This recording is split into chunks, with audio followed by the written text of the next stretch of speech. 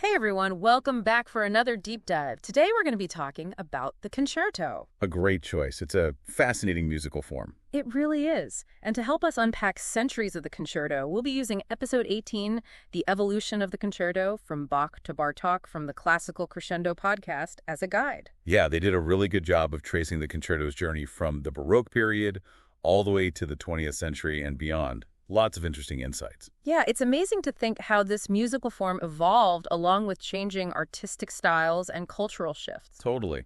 Okay, so are we ready to dive into the Baroque period? Absolutely. Let's do it. So the Baroque era was roughly from 1600 to 1750, right? Yeah. And known for its extravagance, its drama, like huge emotion. Exactly. And that drama, that larger-than-life quality, it totally spilled over into the music. It makes sense then that the concerto, a form all about contrast and virtuosity, was born during this time. It really does. The concerto really embodied that Baroque spirit. And here's something interesting. There wasn't just one type of concerto. Oh, really? Tell me more. Well, two main forms emerged, the concerto grosso and the solo concerto. So even back then, composers were experimenting with different ways to structure this musical conversation. They sure were. And it's those experiments that helped shape the concerto into the dynamic form we know and love today. I'm hooked already. Can you break down those two forms for us? Of course. So in the concerto grosso, you have a small group of soloists, and they basically have a musical dialogue with a larger ensemble. Okay, so it's like a musical conversation between two groups, like two distinct personalities going back and forth. Exactly. And then you have the solo concerto. And as you might guess, it features just one soloist. Okay, so more of a spotlight on one virtuoso performer. Exactly. That soloist gets to show off their skills while the orchestra provides the backdrop.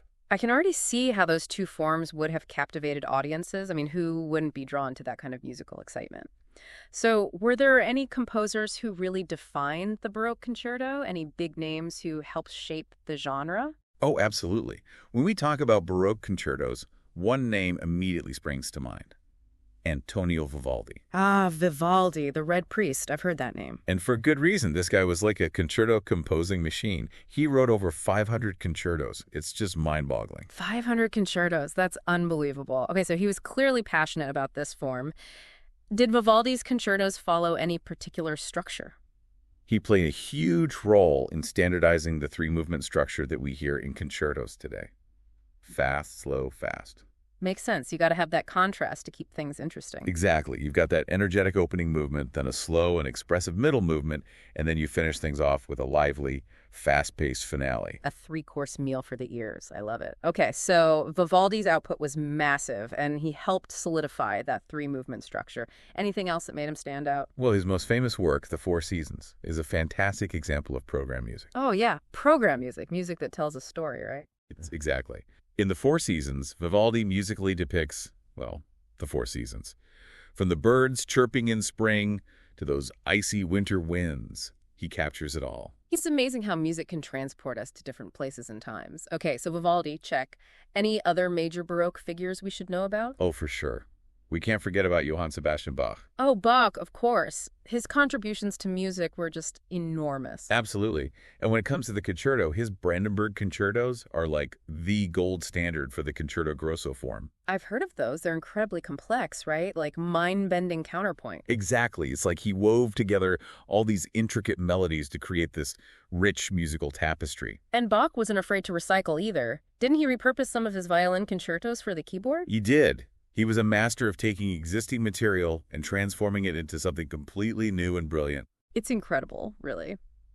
Okay, so we've got those two distinct concerto forms, the concerto grosso and the solo concerto. And then we have these groundbreaking composers like Vivaldi and Bach pushing the boundaries of the form. Anything else about the structure of the Baroque concerto that we should touch on, like any key features that set it apart? Well, ritornello form was really important in the Baroque era. Think of it like a conversation. The orchestra presents a recurring theme, the ritornello, and then the soloist jumps in with their own virtuosic response. A musical call and response. Exactly. It creates this dynamic back and forth between the soloist and the orchestra. I like it. So we've got the ritornello form. Anything else? Well, the Baroque era was also all about dramatic contrasts. Composers loved playing with dynamics, those sudden shifts between loud and soft. Oh, yeah. 1 minute you're hit with this wall of sound, and the next, it's like a whisper. Exactly. And they weren't afraid to experiment with textures either. Sometimes you'd have the full orchestra playing, and then suddenly the sound would thin out, highlighting the soloist's delicate melody. It's like they were painting these vivid sonic landscapes. Exactly. All of those elements, those contrasts, the ritornello form, they all added to that dramatic flair that's so characteristic of the Baroque concerto. It sounds incredible. But before we move on, anything else about the Baroque concerto we should mention? I think it's important to remember just how popular Vivaldi's concertos were, especially the Four Seasons. Like, they weren't just for the elite, they were the pop music of the era. Wow. So they had this wide appeal, even back then. We did. And that popularity paved the way for the concerto to become a mainstream musical form. That's fascinating. Okay, so we've covered a lot of ground here. We've seen how the concerto emerged during the Baroque period, how composers like Vivaldi and Bach shaped the form, and how it captured the spirit of the times with its dramatic contrasts and virtuosity. We've just scratched the surface. I know, I'm already hooked. Now I'm really curious to see how the concerto evolved when we enter the classical period. It's going to be a fun ride, so buckle up. I can't wait. Okay, so we're stepping into the classical period now. Did composers just scrap everything from the Baroque era and start fresh with the concerto, or was it more of a building process? I'd say it was more of a refinement. Think about the classical period. It was all about balance, elegance, clarity. Those are the big things. Right, right. So instead of ditching the concerto altogether, they sort of reshaped it to fit those new aesthetic values. Exactly. It's like they took that dramatic energy of the Baroque concerto and gave it a more polished, sophisticated feel. Makes sense. And who better to lead this classical makeover than, well, Mozart, right? Couldn't have said it better myself. Mozart was just, he was a genius when it came to the concerto. He wrote 27 piano concertos, 27, and each one just a masterpiece. 27. It's hard to even wrap your head around that. His piano concertos are so popular today, even hundreds of years later. What do you think it is about them that just keeps people coming back for more? That's a good question. I think Mozart had this incredible ability to combine virtuosity with, just pure lyrical beauty. Yeah. Like you hear those dazzling passages that show off these soloists' incredible skill, but then there's this emotional depth that just grabs you. Right. It's like you found the perfect balance between, showing off and expressing genuine emotion. It's amazing. It really is. And speaking of expressing emotion, wasn't there one of Mozart's concertos that was even featured in a movie? Oh, yeah, that's right. Piano Concerto No. 21 was in the movie Elvira Madigan. Do you remember that one? Vaguely. I think I remember the music more than the actual movie. I think that's the case for a lot of people. It's the second movement in particular. It's so incredibly serene, so memorable. It's no wonder it became like a classic. Okay, so Mozart, master of the piano concerto. Did he generally stick to a particular structure with his concertos, or did he kind of play around with different forms? He did follow a fairly standard structure. But even within that structure, he found ways to innovate. Like the first movement would typically be in sonata allegro form. Sonata allegro form. Refresh my memory. Think of it like telling a story. You have the exposition where you introduce the characters, set the scene, and then the development where things start to get complicated, and then finally the resolution where everything comes together. Right. The classic story arc. So Mozart took that and applied it to the concerto. Yep, and he used it to create this back and forth, this conversation between the soloist and the orchestra. So the first movement would often start with the orchestra kind of setting the stage, introducing the main themes, and the soloist would come in and present their own take on things. So they each get to present their side of the story, so to speak, before they really start to, engage with each other. That's a great way to put it. Yeah. And then you have the second movement, and that was usually a slower, more expressive contrast to that first movement, like a moment of reflection after all that drama. And then the final movement would often be a lively rondo, bringing the concerto to a close with, a bang. So it's a journey. It takes you through these different moods, these different emotions, but ultimately it's a satisfying experience. It all ties together. Exactly. And that's what makes the concerto so captivating. Okay, so Mozart. Huge figure in the classical concerto. But what about Beethoven? He was kind of a bridge between the classical and romantic periods, right? Did he make any significant contributions to the concerto? Beethoven. Oh, absolutely. He was a game changer. He took that elegance and balance from the classical period, and then he infused it with this new level of, this intensity, this dramatic power that was just mind-blowing. I mean, we're talking about Beethoven here. The guy was known for pushing boundaries, for breaking the rules. So how did that kind of rebellious spirit come through in his concertos? Well, for one thing, he really expanded the scale of the concerto. He made it this monumental form, this grand spectacle. His Piano Concerto number 5, the one they call the Emperor, that's a perfect example. It's epic. I can only imagine what it must have been like to hear that for the first time. I bet audiences were just floored. But speaking of showing off, wasn't there this one element of the concerto that really allowed soloists to just, let loose and showcase their skills? Oh, you mean the cadenza? Yes, the cadenza. Tell us about that. Ah, the cadenza. It's that moment, that magical moment where the orchestra just stops, goes silent, and the soloist takes over. It's their time to shine. Like a musical soliloquy, where they get to just pour their heart out without any accompaniment. Exactly. It's a chance for them to improvise, to show off their technical brilliance, to really connect with the audience on a personal level. And I bet those cadenzas were pretty intense, especially during the classical period. Oh, they could be. I mean, you have these incredible soloists, these virtuosos, and they're given this platform to just, let loose and show off everything they can do. It's exciting. It sounds like it. Okay, so the classical period. It brought this refinement to the concerto. Composers like Mozart and Beethoven, they pushed the boundaries of elegance, virtuosity, and emotional depth. And then we have those incredible cadenzas, those moments of pure solo brilliance. But I'm dying to know what happened next. What happened when the Romantic period took over? Did composers just throw all the rules out the window and embrace complete chaos? Well, the Romantic period was certainly a time of big emotions and artistic freedom. But the concerto didn't disappear. Instead, it was transformed once again to reflect those changing times. The concerto just keeps evolving. It's like this chameleon adapting to its surroundings, but never losing its core identity. You got it. And the Romantic period is the perfect example of that. It's where things get really interesting. Okay, so spill the tea. What did the Romantic composers do with the concerto? How did they make it their own? Oh, you're going to love this. Get ready for some serious drama, some soaring melodies, and a whole lot of emotional intensity. Okay, so the Romantic period. Big emotions, artistic freedom. Did the concerto survive? Oh, it more than survived. It thrived. It evolved again to, reflect all those changes. I knew it. The concerto, it's unstoppable. It just keeps adapting. So what happened? How did those Romantic composers put their stamp on it? Well, they really embraced those big emotions.